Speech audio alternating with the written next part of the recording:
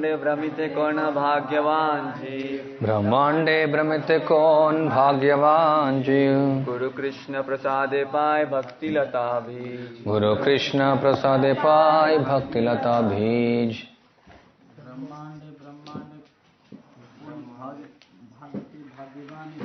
ब्रह्मांडे भ्रमिते कौन भाग्यवान जीव। गुरु कृष्ण प्रसादे पाए भक्ति लता बीज। ब्रह्मांड भ्रमिते कौन भाग्यवान जीव। ब्रह्मांड भ्रमिते कौन भाग्यवान जीव। प्रसादे पाए भक्ति लता बीज। गुरु कृष्ण प्रसादे पाए भक्ति लता बीज।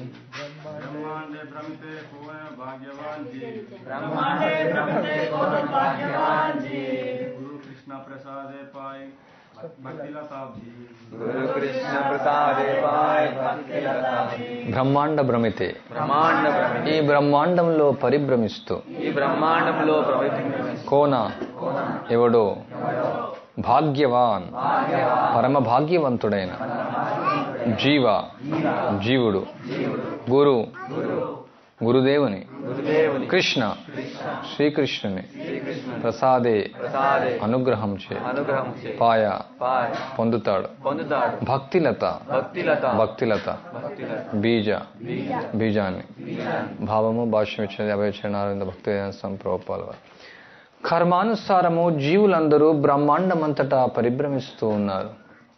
వారిలో కొందరు ఉన్నత లోకాలకు ఉద్ధరించబడుతున్నారు, కొందరు అధోలోకాలకు పోతున్నారు. ఆ విధంగా పరిభ్రమించే కోట్లాది జీవుల్లో పరమ భాగ్యవంతుడైన వాడు శ్రీకృష్ణుని అనుగ్రహించే ప్రామాణిక గురుదేవుని సాంగత్య అవకాశాన్ని పొందుతాడు. అప్పుడు గురుకృష్ణుల కరుణతో అట్టి వ్యక్తి భక్తిలతా బీజాన్ని పొందుతాడు. భాష్యం. బ్రహ్మాండమని పలికినప్పుడు మనము సమస్త సృష్టిని లేదా కోట్లాది విశ్వాల సమూహాన్ని సూచిస్తాయి.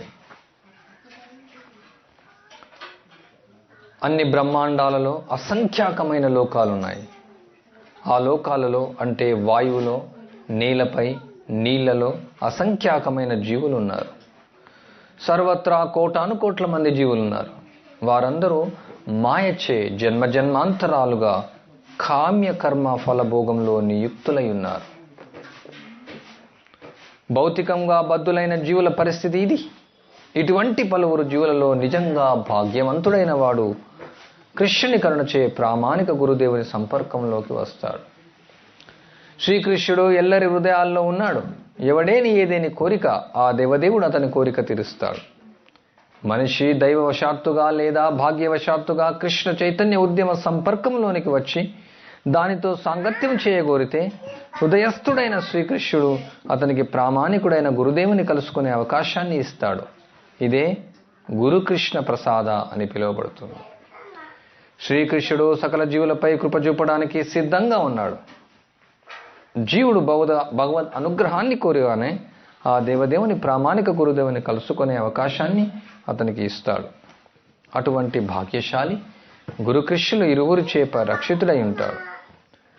అతడు అంతరము నుండి కృష్ణునిచే బాహ్యముగా గురువుచే సహాయాన్ని పొందుతాడు. శ్రద్ధావంతుడైన జీవుడు భవబంధ విముక్తుడు కావడంలో తోడ్పడడానికి ఇద్దరు సిద్ధపడి ఉంటారు.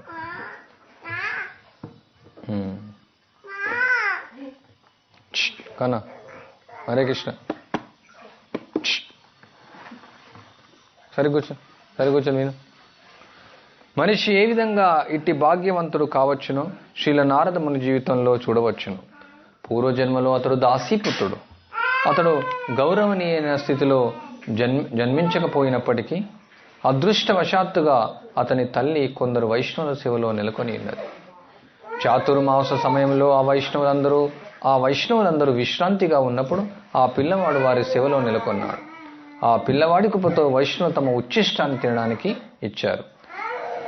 వైష్ణవులను సేవించడం ద్వారా వారి ఆజ్ఞాపాలనం ద్వారా పిల్లవాడు కృపాపాత్రుడయ్యాడు. ఆ విధంగా వైష్ణవుల అజ్ఞాత కృపచే అతడు క్రమక్రమంగా విశుద్ధ భక్తుడయ్యాడు. తదుపరి జన్మలో అతడే వైష్ణవులో మహోన్నతుడు, వైష్ణవులకు అత్యంత ప్రధానమైన గురువు, ఆచార్యుడైన నారదమునిగా అయ్యాడు. నారదముని అడుగుజాడల్లో నడుస్తూ ఈ కృష్ణ చైతన్య ఉద్యమం ఎల్లరికూ కృష్ణుని సంపర్కము కలిగే అవకాశాన్ని కల్పిస్తూ మానవాళికి సేవ చేస్తున్నది. భాగ్యవంతుడైన వాడు ఈ ఉద్యమానికి అత్యంత సన్నిధుడవుతాడు. అతడు అప్పుడు కృష్ణుని అనుగ్రహం చే అతడు జీవితం ధన్యమవుతుంది.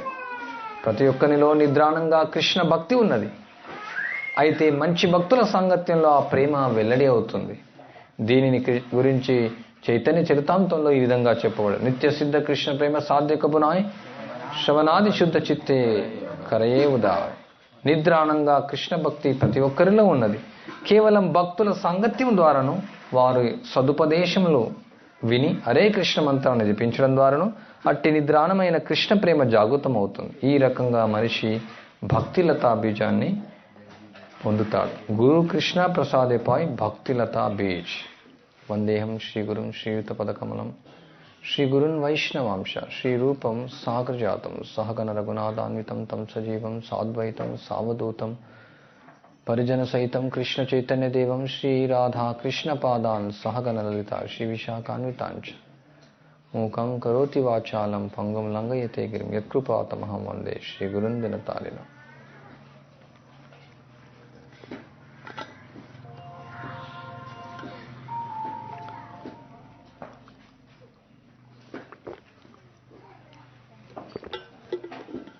నారదముని ఎలా భక్తుడయ్యాడు? రామ్ చరణ్ ఇప్పుడు ఏం చెప్పారు ప్రభుపాలో? నారదముని ఎలా భక్తుడయ్యాడు?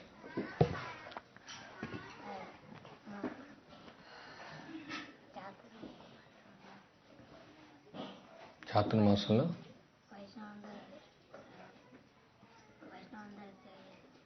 వైష్ణవులందరి వైష్ణవులందరూ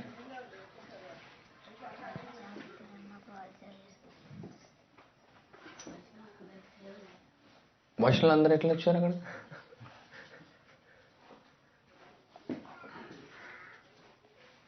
మీరు వింటూ ఉండాలి చదివింది.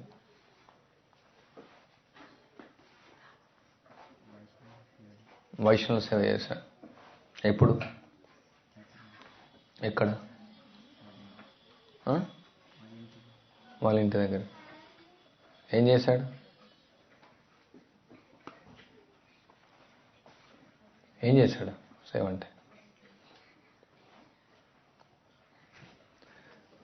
వాళ్ళ అమ్మకు సహాయం చేశాడు. అతడు దాసీపుత్రుడు. సో వాళ్ళ ఇంటికి భక్తులు వైష్ణవులు వచ్చారు. సో వాళ్ళు విశ్రాంతి తీసుకున్నప్పుడు అక్కడ 4 నెలలు విశ్రాంతి తీసుకున్నారు. మామూలుగా చాతుర్మాసంలో సాధువులు ప్రయాణం చేయరు. ఎక్కడ ప్రయాణం చేయకుండా ఒక దగ్గర ఉంటారు. సో అప్పుడు ఆమె వాళ్ళ యొక్క అమ్మ సేవ చేస్తుంది. చేసినప్పుడు వాళ్ళ అమ్మకు సహాయం చేశాడు వైష్ణవుల సేవలో. సో వైష్ణవులు చాలా ఆనందపడి ఏం చేశారు? వాళ్ళు ఉచ్చిష్టనిచ్చారు. సో ఆ విధంగా ఆయన ఒక గొప్ప ఆచార్యుడయ్యాడు మన పరంపరలో. ప్రభుపాల వారు చెప్తున్న ఒక గొప్ప విశుద్ధ భక్తుడయ్యాడు. అతడు వైష్ణవుల్లో మహోన్నతుడు. వైష్ణవులకు ప్రధానమైనటువంటి గురువుగా మారాడు.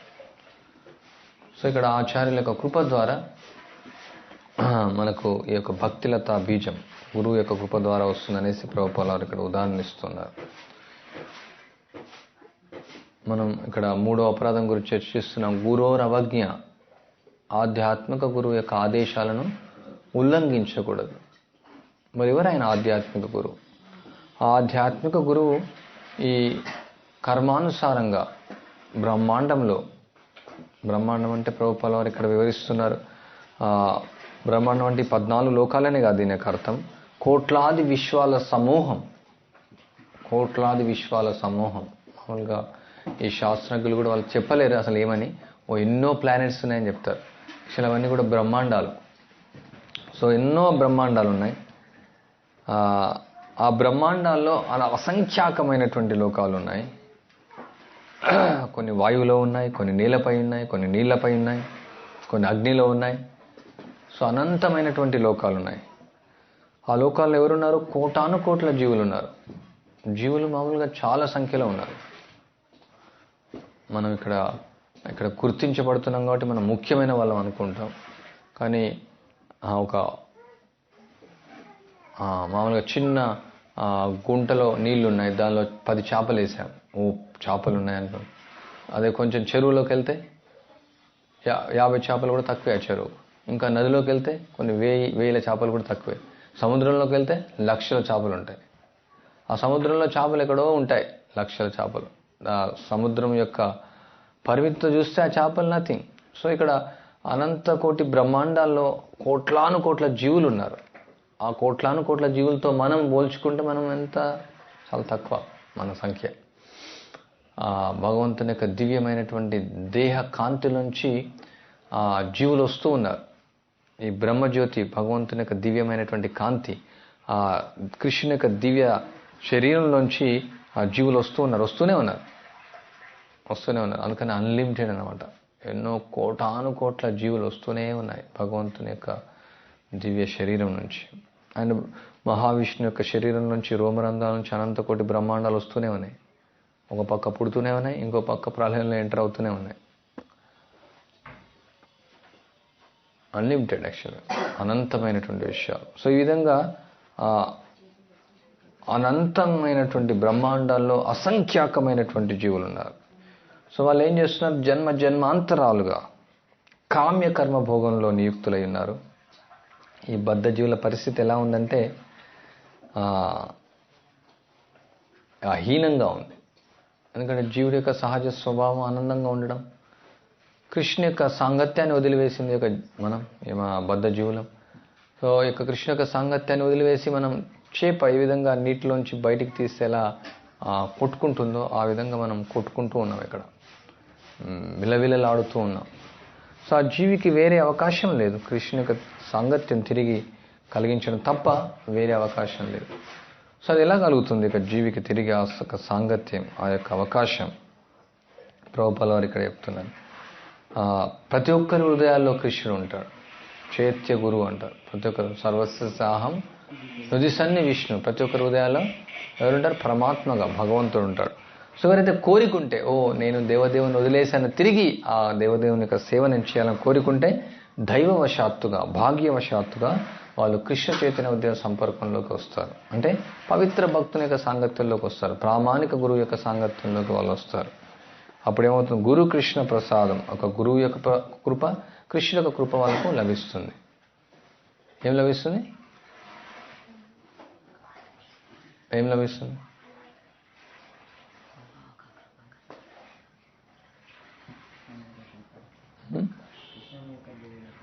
కృష్ణ యొక్క గురువు యొక్క కృప లభిస్తుంది. ఆటలాడితే గురువు యొక్క కృప పోతుంది, కృష్ణ యొక్క కృప పోతుంది. మళ్ళీ ఆ జన్మ జన్మాంతరాలు బ్రహ్మాండంలో పరిభ్రమిస్తూ ఉండాలి. విలువైన మానవ జన్మ వృధా చేసుకొని అట్లీస్ట్ గురుకులంలో కాంటాక్ట్ అయ్యారు మీరు, ఏదో చిన్నప్పటి నుంచి భక్తి చేయడానికి అవకాశం. గురుకులం అంటే ఏంది? భక్తులు కావడం అంతే. చిన్నప్పటి నుంచి మీరు భక్తులు అయ్యే అవకాశం ఉంది, భాగవతమైన అవకాశం, నామం చేసే అవకాశం, పాత్రలు గడిగే అవకాశం, సేవ చేసే అవకాశం. తర్వాత వృధా చేసుకుంటే ఏమవుతుంది? పందిగా మలాన్ని భక్షించాలా, లేదంటే కుక్కగా బావు అని అరవాలా, అంటే నక్కగా లేదంటే అరుస్తూ ఉండాలా, లేదంటే గుడ్ల బొగ్గగా అశ్లేయ శబ్దాన్ని మోగించాలా, ఇంకా లేదంటే పంది ఆల్రెడీ వచ్చింది కదా, పందిలాగా మలాన్ని భక్షించాలా, ఇంకా పాములాగా విషాన్ని కలిగి ఉండాలి శరీరాన్ని అంతా, ఎలుగుబంట్లా పడుకోవాలా, లేదంటే తోడేలాగా ఒంటెలాగా ముళ్ళు తినాలా. ఇవన్నీ మనకు జోక్లాగా అనిపించవచ్చు, ఆ శరీరంలో ఉంటే చాలా బాధగా ఉంటుంది. ఏమని చెప్పాలి? జంతువు యొక్క శరీరం తినడం, పడుకోవడం, మైతానం మించిన ఆ శరీరంలో ఉంటుంది. బంధన అది ఏం చేయలేదు, అది ఏం ఆనందాన్ని పొందలేదు జంతువు. ఏం లేదు దానికి, జీవితం వృధా. ఏం చేస్తున్నారు జంతువులు? ఎన్నో జీవులు, ఎన్నో సూక్ష్మజీవులు చూస్తున్నారు. ఏం చేస్తారు? తింటూనే పడుకుంటూనే మైతానం. ఏముంది దానికి? కొన్ని కోట్ల జన్మలు అట్లా వృధా చేసుకుంటుంది. దానికి కృష్ణ యొక్క సాంగత్యం లేకుండా, కృష్ణ యొక్క సేవల్లో, కృష్ణ యొక్క లీలల్లో పాల్గొనకుండా విలువైనటువంటి కోట్ల సంవత్సరాలను వేస్ట్ చేసుకుంటుంది, యుగాలను వేస్ట్ చేసుకుంటుంది జీవి. సో మనకేదో ఆ గురువు యొక్క కృప ద్వారా, కృష్ణ యొక్క కృప ద్వారా ఈ భక్తిలత బీజం మనకు కలిగింది. భక్తిలత బీజం అంటే భక్తియుక్త సేవ చేసేటువంటి అవకాశం. చెట్టు ఎలా పెరుగుతుంది? ఆ బీజం లేకుండా మనం నీళ్లు పోసినా ఉపయోగం లేదు. ఎంత చేసినా ఆ బీజం వచ్చింది, దానికి నీళ్లు పోయాలి. అప్పుడు మనం దానికి నీళ్లు పోయకుండా ఉంటే ఏమవుతుంది? పోతుంది. సో జీవితాన్ని వృధా చేసుకుంటే ఏమవుతుంది?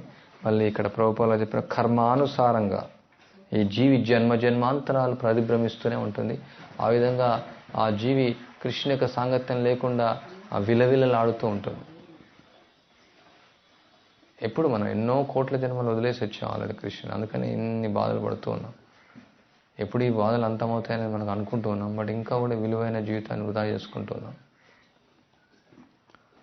సో ఏం జరుగుతుంది, భాగ్యశాలి గురు కృష్ణ ఇరువుచే రక్షితుడు అవుతాడు అతను. ఎలా, అంతరం నుండి చైత్య గురువుగా కృష్ణుడు, బాహ్యం నుండి గురువుగా ఆయన పంపిస్తాడు. శ్రద్ధావంతుడైనటువంటి భక్తుడు, తర్వాత శ్రద్ధావంతుడైన జీవుడు భవబంధ విముక్తుడు కావడంలో తోడ్పడడానికి ఇద్దరు సిద్ధపడి ఉంటారు. సో కృష్ణుడు జీవుడి యొక్క కోరిక, కృష్ణుడు మార్గాన్ని చూపిస్తున్నాడు, అప్పుడు జీవుడు ఉపయోగాన్ని తీసుకోవాలి. ఈ రెండు పరస్పర సంబంధం అనమాట. సో మరి ఎందుకు అందరు భక్తులు కావచ్చు కదా, అందరికీ ప్రభుపాద, ఎంతోమంది ప్రభుపాద పుస్తకాలు తీసుకున్నారు, ఎంతోమంది ప్రభుపాద అన్నప్పుడు, కానీ జీవుడు సిద్ధంగా ఉండాలి. సో ఇద్దరు సిద్ధపడి ఉండాలన్నమాట. సో ఇది నారదముని యొక్క విషయంలో ప్రభుపాద ఉదాహరణ ఇస్తున్నారు. సో అందువల్ల ఈ యొక్క కృష్ణ చైతన్య ఉద్యమం నారదముని అడుగుజాడల్లో నడుస్తుంది. నారదముని చాలా కరుణామయుడు, కృపామయుడు. మామూలుగా సినిమాల్లో వాళ్ళు తప్పుగా చూపిస్తారు, నారదముని మామూలుగా గొడవలు పెట్టేవాడు అనేసి రకరకాలుగా ఒక హాస్యకారంగా చూస్తారు. అది అపరాధం యాక్చువల్లీ పవిత్ర భక్తునికి. నారదముని ఏం చేస్తాడంటే అంతటా సంచరించి ఏం చేస్తాడు, బహిర్గతంగా ఆ విధంగా అనిపించవచ్చు మనకు. ఉదాహరణకు కంసుని దగ్గరికి వెళ్ళేసి, నువ్వు ఎక్కడో లేడు కృష్ణుడు, అక్కడ వెళ్ళి అంటే అప్పుడే రాక్షసులు పంపించినంత బహిర్ ఎందుకు ఇట్లా అందరినీ చంపించాడు నారదు, బట్ కృష్ణుడి యొక్క రాక ఇంకా తొందరగా రావాలనేసి. నారదముని ఎప్పుడు కూడా ఏం చేస్తాడు, ఈ శుద్ధ భక్తులను ఎప్పుడు కూడా ఉద్ధరించాలంటే భగవంతుడు ఇక్కడ అవతరించాలి. ఆయనకు తీవ్రమైనటువంటి కోరిక ఇంకా కృష్ణుడి యొక్క రాక తొందరగా కావాలని, ఇంకా తొందరగా కృష్ణుడు ఇక్కడ ఆవిర్భవించాలనేసి, ఆయన లీలలు ఇంకా స్టార్ట్ చేయాలనేసి ఆ విధంగా ఆయన, ఎందుకంటే కంసునికి ఆయన యొక్క క్రూర చర్యలు మితిపీరిగిపోతాయి, అప్పుడు ఇంకా కృష్ణుడు ఆయన లీలల్లో ప్రవేశిస్తాడనేసి నారదముని అక్కడ ఉత్సాహపరుస్తాడు. ఈవెన్ వాళ్ళు నారదముని ఈవెన్ ఈయన మనం చూడొచ్చు దామోదర్ లీలలో నలకు వేరులు వాళ్ళు నగ్నంగా వాళ్ళు అపరాధం చేశారు నారదమునికి. కానీ నారదముని యొక్క శాపం వరంగా మారింది. ఎవరికి అసలు కృష్ణుని యొక్క ఇంటి వెనకాల ఆయన లీలలు చూస్తూ, అసలు కృష్ణుడు ఇంటి వెనకాల ఉండడం అంటే ఎంత అదృష్టం ఉండాలి. అంటే వాళ్ళు తాగుబోతులు, ఒక విధంగా తాగుబోతులు అంటే తాగుతారు, సోమరసం తాగుతారు, మేబీ వైన్స్ ఇట్లాంటి వాళ్ళు అనుభవిస్తూ ఉంటారు. సో అట్లాంటి వాళ్ళకు జస్ట్ నారదముని కృప ఇవ్వాలనుకున్నాడు అంతే, కృష్ణుడి యొక్క దర్శనాన్ని ఇవ్వాలనుకున్నాడు, కృష్ణుడి యొక్క స్పర్శ కలిగించాలనుకున్నాడు. సో అది వాళ్ళకి ప్రేమభక్తిని ఇవ్వాలనుకున్నాడు నారదముని. ప్రేమభక్తి ఎవరికి వస్తుంది, కేవలం జస్ట్ కృప ద్వారానే. మనం ఎన్ని కోట్ల జన్మలు మనం ప్రయత్నించే మన నుంచి కాదు, కేవలం ఆ గురుదేవుని యొక్క కృప ద్వారా, గురువు యొక్క కృప ద్వారానే ఇది సాధ్యమవుతుంది. సో అందువల్ల గురువు సామాన్య వ్యక్తిగా మనం భావించకూడదు. గురువు యొక్క కృప ద్వారానే కృష్ణుడి కృప వస్తుంది. మరి గురువు యొక్క ఆజ్ఞను మనం ఉల్లంఘిస్తే కృష్ణుడి యొక్క కృప పోతుంది. ఆధ్యాత్మిక జీవితంలో కీలకమైనటువంటి విషయం, గురువును మనం గౌరవించాల, సామాన్యమైన వానిగా భావించకూడదు. ఇక్కడ 11వ స్కందంలో కృష్ణుడు ఉద్ధవుని చెప్తున్నాడు, ఆచార్యమాం విజానీయం నావమన్యతే కరహచిత్ నమర్త్య బుద్ధి ఆసూయతే సర్వదేవమయో గురుం. ఆచార్యుని స్వయంగా నన్నుగానే తెలుసుకోవాలి. సాక్షాత్తు భగవంతుడు. రోజు మనం చెప్తున్నాం, ఏం చెప్తున్నాం, ఇది సాక్షాధరిత్వేన సమస్త సమస్త శాస్త్రాలని కూడా చెప్తున్నాయి. ఉక్తస్తదాభావ్యత ఏవ సద్భి. ఆ సాక్షాత్తును శాస్త్రాలను కూడా చెప్తే నువ్వు భగవంతుడితో సమానం. ఎందుకు, కింతు ప్రభోర్య, ఎందుకు ప్రియేవ తస్య, నువ్వు చాలా ప్రియమైనటువంటివి కృష్ణుడికి. అట్లాంటి ఒక గురువు యొక్క పాద పద్మాలను నేను నమస్కరిస్తున్నా ప్రతిరోజు మనం చెప్తున్నాం. కానీ మన దైనందిక జీవితంలో గురువుని చూసేవరకు గురువు కూడా ఆయనకు సిక్ అవుతాడు. గురువు కూడా మరి గురువు గారికి ఎట్లా నడుము నొప్పి వచ్చింది, గురువు గారు కూడా హార్ట్ అటాక్ వచ్చింది, గురువు కూడా బీపీ పెరిగింది, గురువు కూడా తుమ్ముతూ ఉంటాడు, గురువు కూడా దగ్గుతూ ఉంటాడు, గురువు కూడా కొన్ని తప్పులు చేసినట్టుగా అనిపిస్తుంటుంది. మరి ఇలా ఇక్కడ శాస్త్రాలన్నీ ఘోషిస్తూ ఉన్నాయి. సమస్త శాస్త్రాలు కృష్ణుడే స్వయంగా చెప్తున్నాడు ఉద్ధవునికి, అతడు నన్నుగానే తెలుసుకోవాలి. ఏ రీతిగాను ఎన్నడను ఆయన అవమానించకూడదు. ఏ రీతిగాను ఎన్నడను ఆయన అవమానించకూడదు. మనసులో కూడా ఏ రీతిగా అంటే మనసులో కూడా సామాన్య వ్యక్తి అని తలుస్తూ ఆయన పట్ల అసూయ చూపకూడదు. అసూయ జరుగుతుండదు. అంటే గురువు పట్ల ఎట్లా అసూయ చూస్తామని అనుకోవచ్చు. ఇక గురువు నిందించడం అంటే అసూయ వల్ల, ఒకరు నిందిస్తున్నామంటే అసూయ వల్ల నిందిస్తూ ఉంటాం. ఎందుకంటే ఆచార్యుడు సర్వదేవమయుడై ఉన్నాడు, సర్వదేవతలకు ఆయన ప్రతినిధి.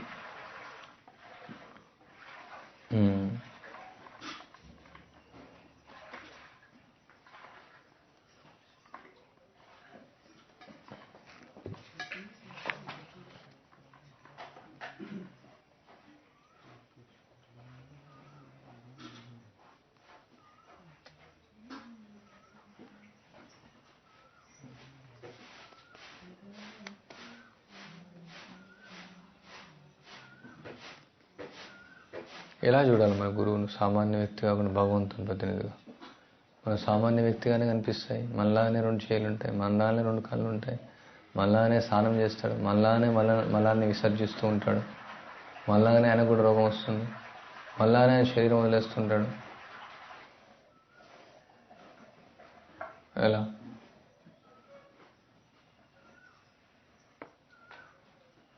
Any idea?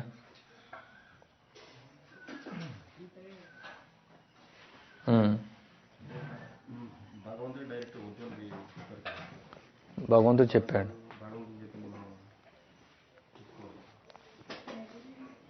బట్ సామాన్య వ్యక్తిగానే కనిపిస్తున్నాడు కదా, ఆయన కూడా తప్పులు చేస్తున్నాడు, ఆయన కూడా రోగం వస్తుంది.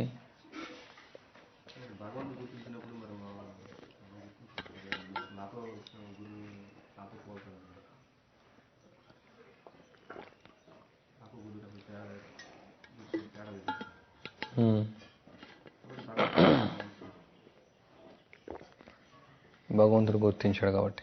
ఇంకా అంటే భగవంతుని ఆయన సాక్షాత్కారం పొందాడు, కానీ శారీరకంగా మనం చూస్తుంటాము, కానీ ఆయన చైతన్యం చూసి సాక్షాత్కారం పొంది ఉన్నాడు.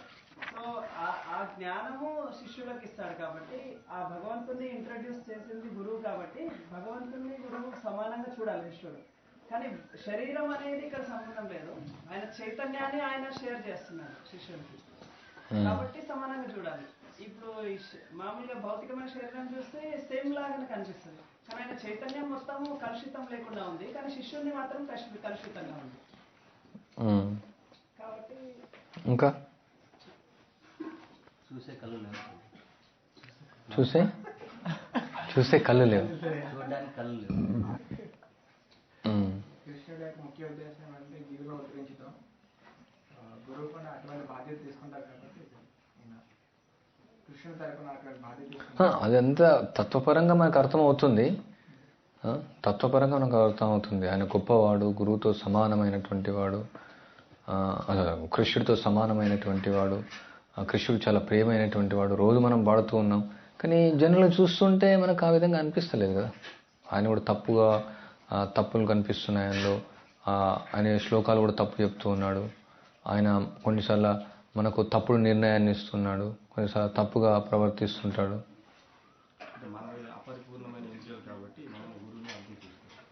మనం ఆయనను సరెండర్ అవ్వట్లేదు. అపరిపూర్ణమే, పరిపూర్ణమే. ఇప్పుడు మనం గురువుకు రోగం వస్తుంది, మనం చూస్తున్నాం, నిజమే. అది టాబ్లెట్స్ తీసుకుంటున్నాడు గురువు. వాళ్ళు మనకి నేర్పిస్తున్నారు మన జీవితంలో నేర్పించారు. ఇంకొకటి ఏమంటే గురువు మామూలుగా శిష్యుడు సిన్సియర్గా ఉంటే కాక ఏదో గురువు ఫాల్ డౌన్, అతను ఫాల్ డౌన్ అయినా కానీ ఈ ప్రిన్సిపల్ అనేది గురువు శిష్యుడు అతను గురువు పట్ల ఫుల్ అవుతున్నారు కాబట్టి కృష్ణుడు అతన్ని అప్లోడ్ చేసే అవకాశం ఉంది. అతని కాన్షియస్నెస్ అప్లోడ్ చేసి ప్రాపర్గా స్టాండర్డ్ తీసుకెళ్ళే అవకాశం ఉంది. ఎందుకంటే ఏదైనా సరే గురువు సిన్సియర్గా ఉండాలి, శిష్యుడు సిన్సియర్గా ఉండాలి. బాస్ ఉంది అప్లిఫ్ట్ చేసే అవకాశం అంటే ఇప్పుడు గురువు ఆయన సిక్ ఉంటే కూడా సిక్ లేనట్టు కనిపిస్తాడా ఎట్లా? అది అంటే అతను త్వరగా పడుతుంటారు. ఇతను సిన్సియర్గా ఉన్నారు కాబట్టి గురువు నాకు కావాలని ట్రై చేస్తున్నారు కాబట్టి. కోలుకోవడం గురించి కాదు, మనం సామాన్య వ్యక్తిగా చూస్తాం కదా. ఇప్పుడు ప్రజలు కూడా అంటూ ఉంటారు, వచ్చి మీరు భక్తులు అంటారు, మరి మీరు కూడా చనిపోతున్నారు, మీకు కూడా బాధలు వస్తున్నాయి, మీకు కూడా కష్టాలు వస్తున్నాయి. వాళ్ళు కూడా అదే సమస్య కదా, సామాన్యంగానే చూస్తారు భక్తులు. సో అదేవిధంగా సేమ్ లెవెల్ ఇప్పుడు శాస్త్రం చెప్పింది భక్తులు సామాన్య వ్యక్తులు కాదని. ఇప్పుడు గురువు సామాన్య వ్యక్తి కాదు, అది గురువురు అవజ్ఞ, గురువును సామాన్య వ్యక్తిగా భావించకూడదు. అండ్ గురువు సామాన్య వ్యక్తిగా భావించకూడదు మనం వింటున్నాం, బట్ చూస్తే సామాన్య వ్యక్తిగా అనిపిస్తుంది.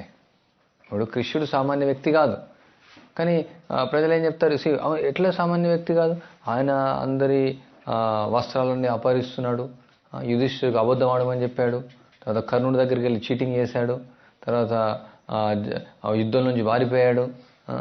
బట్ ఈయన సామాన్య వ్యక్తిలా కనిపిస్తున్నాడు కృష్ణుడు. ఏంది ఈయన ఇట్లా కుబ్జ దగ్గరికి వెళ్ళాడు, తర్వాత ఆయన ఇంతమంది పెళ్ళిళ్ళు చేసుకున్నాడు. గురువుని ఎప్పుడు కూడా మామూలుగా మనం మామూలు దృష్టిలో చూడడం లేదు కదా, మరి అట్లా కనిపిస్తుంది కదా, అట్లా కనిపిస్తుంది, చూడకూడదు అని చెప్తున్నారు. చూడడం నేర్చుకోవాలి, శాస్త్ర దృష్టిలో చూడడం నేర్చుకోవాలి. ఇప్పుడు అధ్యాత్మ జీవితం అంటే శాస్త్రాలు దొరకాలి కదా. సామాన్య దృష్టి సామాన్య వ్యక్తి అయిపోయినావు కదా, ఇంకా అధ్యాత్మ గురించి తీసుకొని ఇంకా అర్హత ఎక్కడ ఉంది?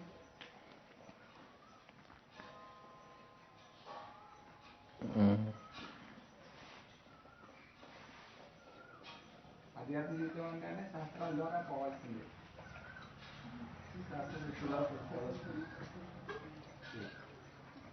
ఆచార్యుడని ప్రామాణిక గురువు సర్వదా భగవంతుని విశుద్ధ భక్తియుక్త సేవలో నెలకొని ఉంటాడు. ఈ పరీక్ష ద్వారా అతడు భగవంతుని ప్రత్యక్ష స్వరూపమని, శ్రీ నిత్యానందుల యథార్థమైన ప్రతినిధి అని తెలియబడుతుంది. అటువంటి గురువే ఆచార్యుడని పిలువబడతాడు. అసూయ స్వభావంతోనూ ఇంద్రియ భోగపవతి కారణంగా కలిగే అసంతుష్టితోనూ లౌకికులు నిజమైన ఆచార్యుని విమర్శిస్తారు. కానీ నిజానికి ప్రామాణిక ఆచార్యుడు భగవంతునికి అభిన్నుడు కనుక ఆచార్యుని ద్వేషించడం దేవదేవుని ద్వేషించడం అవుతుంది. ఇది దివ్యానుభూతికి వినాశకరమగు ప్రభావాన్ని కలిగజేస్తుంది. చాలా ఇంపార్టెంట్. అంటే గురువును మనం అపరాధం చేస్తే అవుతుంది, మనకు ఉండేటువంటి దివ్యమైన అనుభూతి, ఆ ఎక్స్టసీ, ఆ దివ్యమైనటువంటి అనుభూతి ఏమవుతుంది, ఆ వినాశం అయిపోతుంది. What is your answer? How can we see guru? గురువుని సామాన్య వ్యక్తి చేస్తే అప్పుడు మీ ఆధ్యాత్మిక జీవితం ఎలా స్టార్ట్ అవుతుంది? బట్ మన సామాన్య వ్యక్తిగానే కనిపిస్తున్నాడు కదా, అప్పుడు మీ జీవితమే ప్రారంభం అవ్వలేదు. సరెండర్ అవుతే కదా స్టార్ట్ అవుతుంది. సరెండర్ ఎప్పుడైతారు మీ సామాన్య వ్యక్తి చూడకుండా? గురువు చూస్తున్నప్పుడే, నువ్వు చూసినప్పుడే, గురువుని ఎంచుకున్నప్పుడే అన్ని రకాలుగా చూసుకుని ఎంచుకోవాలి. మనసులో నువ్వు కానీ కమిట్ అయినట్టే గురువు ఎంచుకున్న తర్వాత. నా ప్రశ్న మీకు అర్థం అవుతుంది. సామాన్య వ్యక్తిగా కనిపిస్తున్నాడు, సామాన్య వ్యక్తిగా చూడకుండా ఎట్లా ఉంటాం?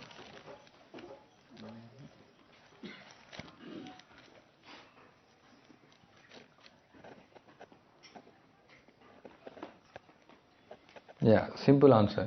ఆయన సామాన్య వ్యక్తి కనిపిస్తాడు, బట్ ఆయన సామాన్య వ్యక్తి కాదు. ఇప్పుడు విగ్రహాన్ని సామాన్యంగా చూడకూడదు. అచ్చే శిలాదీశ గురువురు నరమతిర్ వైష్ణవ జాతి బుద్ధి. నెక్స్ట్ సో విగ్రహాన్ని రాయిగా చూడకూడదు, కానీ మనం అంత స్థాయిలో లేము, అంత స్థాయిలో మనం లేము. మనం విగ్రహంగా కనిపిస్తుంది. ఇప్పుడు సాక్షి గోపాల్ దగ్గరికి వెళ్ళేసి ఆ బ్రాహ్మణుడు రమ్మంటే వచ్చాడు, మనం రమ్మంటే వస్తారా? మేబీ రావచ్చు, చెప్పలేము. ఆయన వెళ్ళేసి ఆయన నైవేద్యం పెట్టాడు, రఘునందన్ దాస్ ఆయన ప్రసాదాన్ని తిన్నాడు, ఆయన నమ్ముతలేడు. ఏమైంది ప్రసాదం అంటే, నువ్వు తినేసామని కొడతాడు అబ్బాయి. మళ్ళీ ఆయన ఆఫరింగ్ పెట్టాడు, నువ్వు తినాల్సిందే, మా నాన్న చెప్పాడు నీకు ఆఫరింగ్ ఏమని, వచ్చి తినేశాడు. సో ఇప్పుడు శాస్త్రం చెప్తుంది గురువు సామాన్య వ్యక్తిగా భావించకూడదు. వాళ్ళు ఎవరు? నారకీ బుద్ధి. ఈ విధంగా ఎవరైతే అర్చామూర్తిని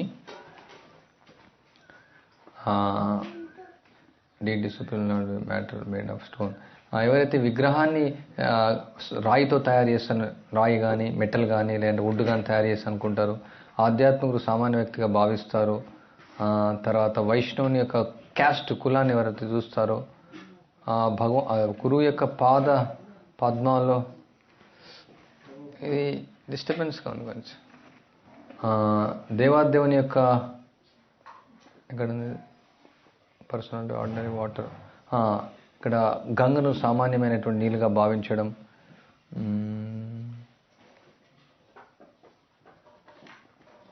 able to distract with the order sounds. మహా మంత్రాన్ని సామాన్యమైనటువంటి అక్షరాలుగా భావించడం. సో ఇవన్నీ కూడా దేవతలను విష్ణుతో సమానం. ఇవన్నీ ఎల్లిష్ మెంటాలిటీ, నారకీయ బుద్ధి. బట్ మనకు చూస్తే విగ్రహంలానే అనిపిస్తుంది. మనం కృష్ణుని చూస్తున్నారు, చూడడం నేర్చుకోవాలా, ఎట్లా చూడమని నేర్చుకోవాలి. అది సామాన్య వ్యక్తిగా చూడకూడదు అంతే, సామాన్య వ్యక్తిగా కనిపిస్తుంది. సో శ్రీల ప్రభుపాల వారిని జయద్వైత మహారాజ్ ఇదే అడుగుతారు. అందరూ శిష్యులు వెళ్తూ ఉంటారు, వెళ్తున్నప్పుడు మార్నింగ్ వాక్లో అడుగుతారు. ఇది వ్యాసపూజ లెక్చర్లో జయద్వైత మహారాజ్ డైరెక్ట్గా చెప్పారు, ఇట్లా మేము వెళ్తున్నాం అడిగామనేసి. ప్రభుపాద్ కొన్నిసార్లు గురువులో మనం అపరిపూర్ణతలు చూస్తాం, ఎలా అర్థం చేసుకోవాలి. ప్రభుపాద్ చెప్తారు, no guru is the perfect, గురువు పరిపూర్ణం. ఒకవేళ నో గురు ఇస్ పర్ఫెక్ట్. రెండుసార్లు, మూడోసారి కూడా అంటారా, I did not exactly remember లేదు. బట్ కొన్నిసార్లు అపరెంట్లీ మనం చూస్తాం అన్నమాట గురువులో. గురువు పరిపూర్ణుడు, ఆయన శ్లోకాలు తప్పు చేస్తారు. ఎగ్జాంపుల్ ప్రభుపాల వారు జన్మ కర్మతే దివ్యం జోజానాతి తత్వ, బట్ ఏవం యో వేత్తి తత్వత, బట్ జోజానాతి తత్వత అంటారు. కొన్నిసార్లు పై లైన్ కిందికి చెప్తారు, కింది లైన్ పైకి చెప్తారు. తర్వాత కొన్నిసార్లు ఈవెన్ మనం సంసార దావలో కూడా కొన్ని పోతూ ఉంటాయి. సో ప్రభుపాల వారు ఆచార్యులు, మరి ప్రభుపాల వారు అట్లా తప్పు కనిపిస్తూ ఉంది. ఆయన డైరెక్ట్ అడుగుతారు. అందరూ శిష్యులు చాలా కోపం అవుతారు. జయదూత ఎట్లా అడుగుతారు, ఆయన ఎట్లా ప్రభుపాల అని ఎట్లా అడుగుతారు, చాలా కోపంగా చూస్తుంటారంట. ఆ రోజు ఆ ప్రశ్న అడిగేపటికి ఈరోజు మనం ఎలా ఉన్నాం అర్థం చేసుకోగలుగుతున్నాం గురువు అంటే ఎవరు. సో ఏం చెప్తారు ప్రభుపాద, ఉన్నారు అలెక్సన్, even if guru does mistake there is no mistake. ఒక గురువు తప్పు చేసినా అది తప్పు కాదు. Why? Because he is perfect, పరిపూర్ణత. ఎందుకు? He is representative of perfect person. Actually Prabhupada చెప్తారు, మెయిన్ థింగ్ అంటే గురువులో చూడాల్సిందంటే how is spreading Chaitanya Mahaprabhu mission. Chaitanya Mahaprabhu యొక్క ఉద్యమాన్ని ఎలా ప్రచారం చేస్తున్నారు అది చూడాలి. We should not see imperfections. ఈ యొక్క అపరిపూర్ణత కాదు మనం చూసేది. What is perfect? కృష్ణుడు ఇచ్చినటువంటి ఒక మెసేజ్, కృష్ణుడు ఇచ్చినటువంటి దివ్య సందేశాన్ని వేరే వాళ్ళకి ఇస్తూ ఉన్నాడు, అది పర్ఫెక్ట్. అందువిధంగా ఆయన సామాన్య వ్యక్తి కాదు. అదేవిధంగా భక్తులు జీవితం దారపోసినటువంటి వ్యక్తులు సామాన్య వ్యక్తులు కాదు. ఎందుకంటే ఎట్లా అతను తప్పులు చూడమను, ఈవెన్ ప్రచారం చేసే వాళ్ళలో కూడా తప్పులు ఉంటాయి. బట్ ఎందుకు తప్పులు చూడకూడదు అంటే ఆయన భగవంతుని యొక్క దివ్య సందేశాన్ని అందరి జీవులను ఉద్ధరించడానికి ఇస్తూ ఉన్నాడు. So that is perfect. What is perfect? Actually ఆయన ఇచ్చినటువంటి మెసేజ్ ఈజ్ పర్ఫెక్ట్. ఆయన ఇచ్చినటువంటి ఒక దివ్య సందేశం. మీరు హరే కృష్ణ మంత్రాన్ని ఉచ్చరించండి, మీరు భగవద్ధామం వెళ్తారు, అది పర్ఫెక్ట్. మీరు 4 నియమాలు పాటించండి, అది పర్ఫెక్ట్. మీరు ఆ ఉదయం కార్యక్రమాలు అటెండ్ కాండి, అది పర్ఫెక్ట్. మీరు శాస్త్రాలని చదవండి, అది పర్ఫెక్ట్. సో గురువు ఇచ్చినటువంటి ఒక ఆదేశం, శాస్త్రంలో ఇచ్చినటువంటి ఆదేశం అది పరిపూర్ణమైనటువంటిది. సో ఆ విధంగా గురువు ఇచ్చేటువంటి యొక్క ఆ దివ్యమైనటువంటి సందేశం అది పరిపూర్ణమైనటువంటిది. సో ఆ విధంగా అతను గురువు ఎప్పుడు కూడా పరిపూర్ణుడే. ఈవెన్ దో అపరెంట్లీ అప్పుడు మనం చూసినప్పుడు అపరిపూర్ణతలు కనిపించినా అతను పరిపూర్ణమే. ఎందుకంటే ఆయన ఇచ్చేటువంటి ఆదేశం ఇంపార్టెంట్. సో అందుకని గురువు యొక్క శరీరాన్ని కాదు మనం దీక్ష తీసుకునేది. ఈ గురువు చాలా అందంగా ఉన్నాడు, లేదంటే ఈయన ఈ బాడీ, ఆయన లావుగా ఉన్నాడు, ఆయన సన్నగా ఉన్నాడు, ఈ గురువు నన్ను చూసి నవ్వాడు, ఆ గురువు నా కళ్ళలోకి వచ్చాడు, అది కాదు. యాక్చువల్ దీక్ష తీసుకునేది అంటే ఆయన ఇచ్చేటువంటి మెసేజ్, ఆయన ఇచ్చేటువంటి మెసేజ్ ఏమి ఇస్తున్నాడు, ఆచార్యులు ఇచ్చినటువంటి యొక్క ఆ పరంపరలో వస్తున్నాడు. ఆయన భగవంతుడు ఇచ్చినటువంటి దివ్య సందేశాన్ని ఉన్నట్లు ప్రజెంట్ చేస్తున్నాడు. ఆయన తత్వదర్శి. తత్వదర్శి అంటే ఏమి? తత్వదర్శి అంటే నువ్వేమనుకుంటున్నావు అని తెలుసుకోవడం కాదు, అది మూర్ఖత్వం. అది వెళ్ళి గురువు దగ్గర, గురువుగారు నేనేం తిన్నాను, అది కాదు తత్వదర్శి అంటే.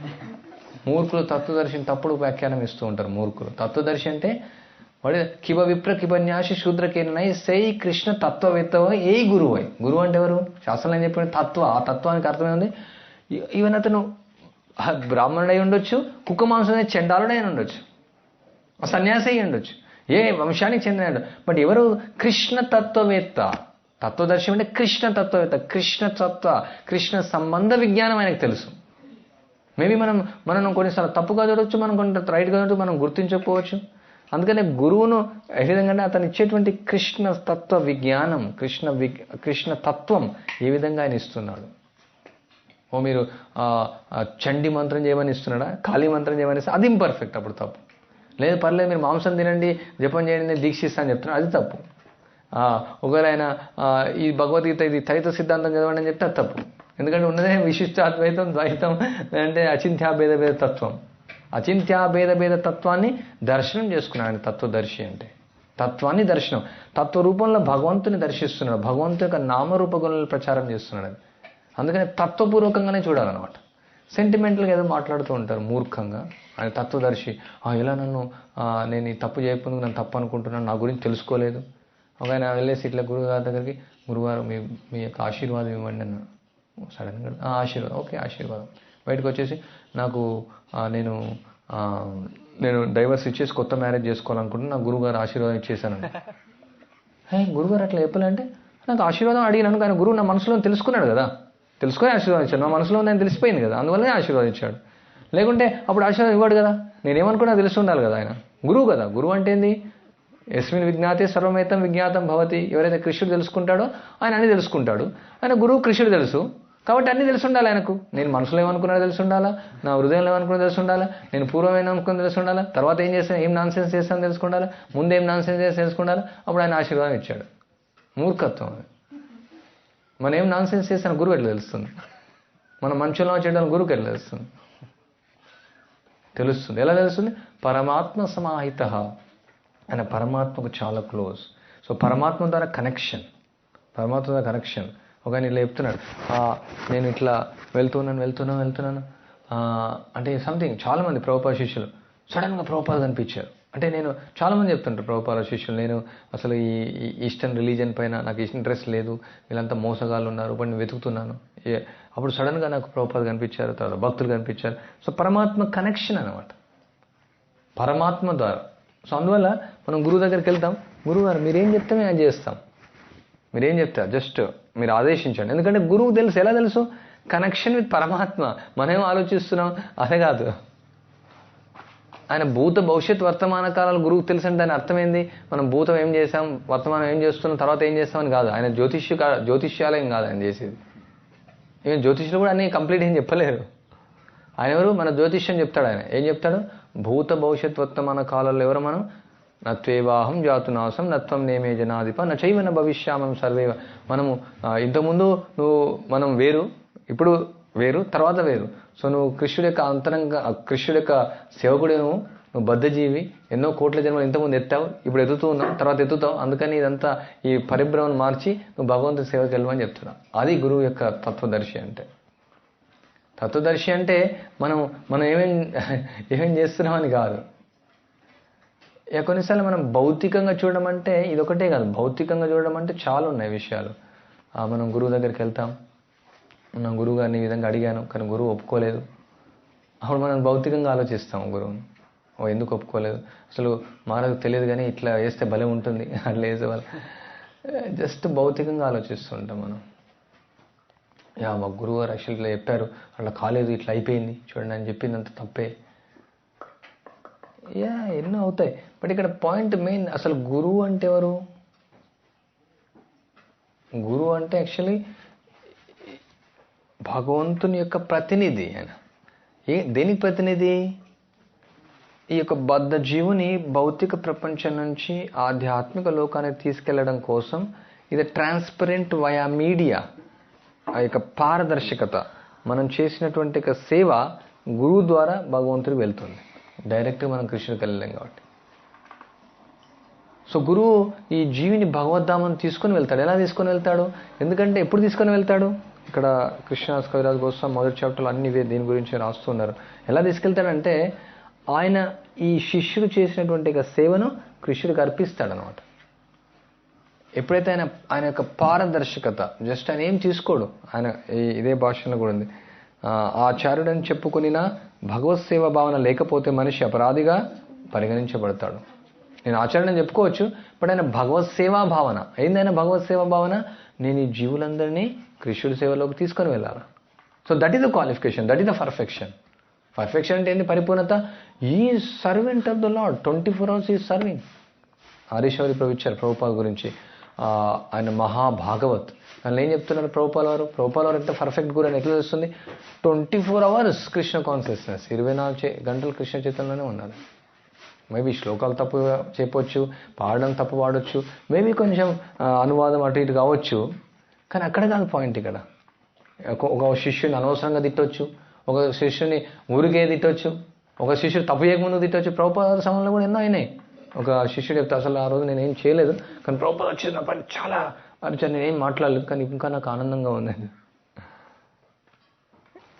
ఎవరో చేస్తుంటారు, ఎవరో చేసిన తప్పకు ఎవరో మనం బాధ్యులు కావచ్చు. మరి ఎట్లా ఈ గురువు తెలియదా, ఈ గురువు ఇక వేరే వాళ్ళు చెప్పిన మాటలు విన్నాడు, జస్ట్ లో క్లాస్గా ఆలోచించొద్దు అనమాట. ఎందుకంటే కృష్ణుని ద్వారా మనం గురువు యొక్క ఆదేశాన్ని మనం పొందుతాం.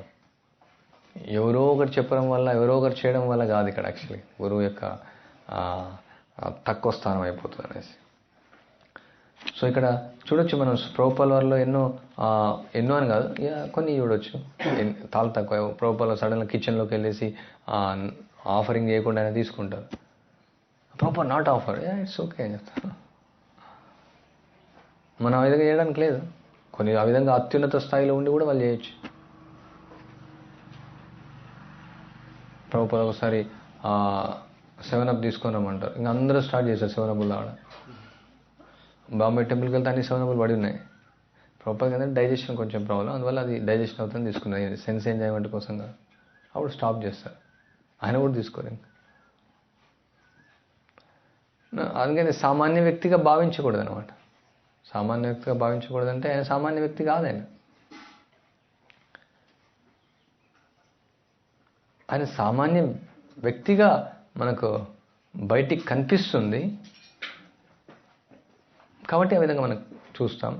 బట్ యాక్చువల్గా ఆయన ఎందుకు ఆయన సామాన్య వ్యక్తి కాదంటే ఆయన ప్రతి క్షణం ఆయన కృష్ణ యొక్క సేవలో ఉంటాడు, కృష్ణ చైతన్య ఉద్యమంలో ప్రచారంలో ఉంటాడు. సో అందువల్ల జయద్వైత మహారాజ్ ప్రభుపాద చెప్పినటువంటి ఆ కీ పాయింట్ అది అనమాట.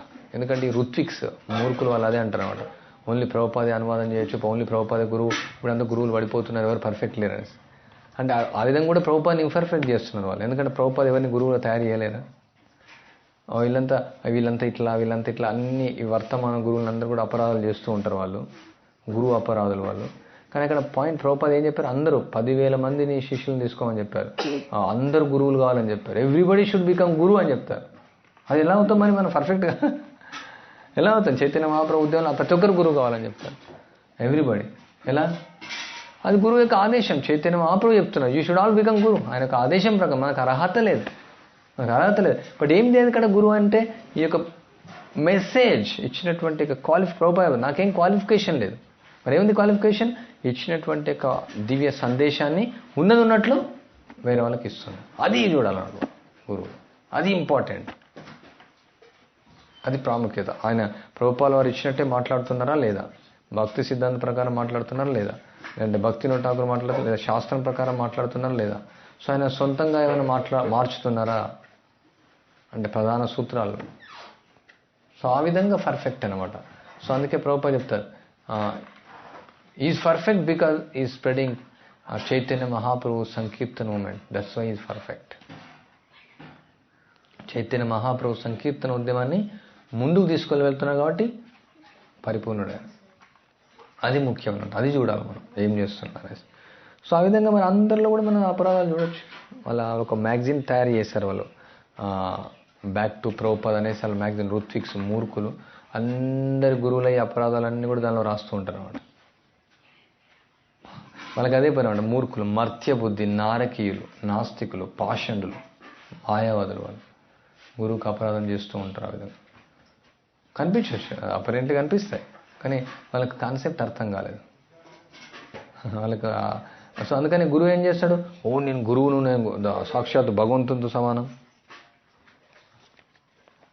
ఆయన ఆ విధంగా అనుకోడు. ఆయన ఏమనుకుంటాడు? ఇక్కడ ఇచ్చారు, ఏమనుకుంటాడంటే ఆయన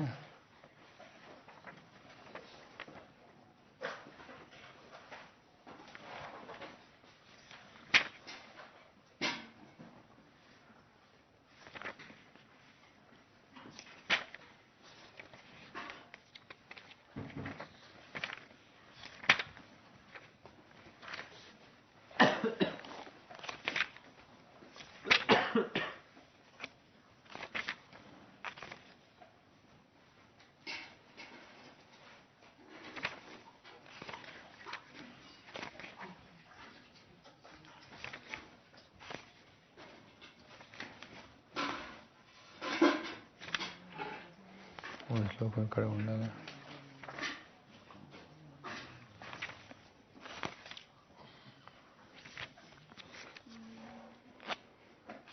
నేను సేవక భగవాన్, సేవ్య భగవాన్. ఆయన నేను సేవకునిగానే భావిస్తాడు ఎప్పుడు కూడా.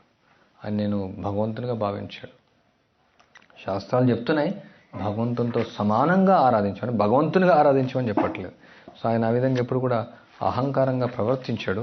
ఇప్పుడు ఆయన వినయంగా భగవంతుని తరపున ఆయన సేవను తీసుకొని భగవంతునికి అర్పిస్తాడు. సో అందువల్ల ఆయన పర్ఫెక్ట్, పరిపూర్ణం.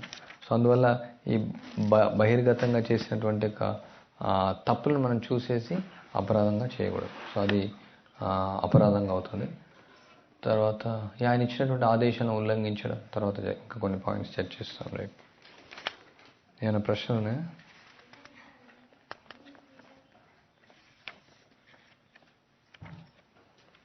ఇప్పుడు ప్రభుపాదం చూసే సామాన్య వ్యక్తిలా కూడా కనిపిస్తారు కదా ఆయన చేసే యాక్టివిటీ. ఆ టైంకి అతీతంగా ఉన్నది. మూర్ఖులకు కనిపిస్తుంది. నాహం ప్రకాశ సర్వస్య యోగమాయా సమావృత. ప్రభుపాద లెఫ్ట్ హ్యాండ్తో ఆచమనం చేశారు.